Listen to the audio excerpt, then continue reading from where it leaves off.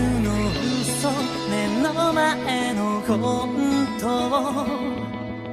セピアにしない子に寄り添うとかぬくもりとかわからなくなってた。君は一人で平気だからねと押し付けてさよなら、その類の気休めなら聞き飽きたはずなのに、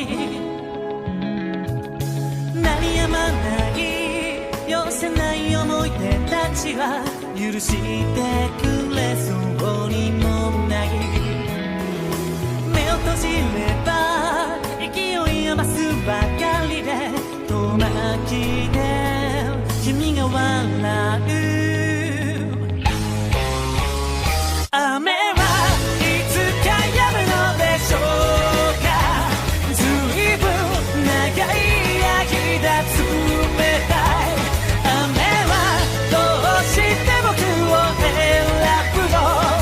逃げ場のない僕を選ぶの。やっと見つけた新しい朝は月日が玉をする。向かう先は次じゃなくて次ばかり追いかけた。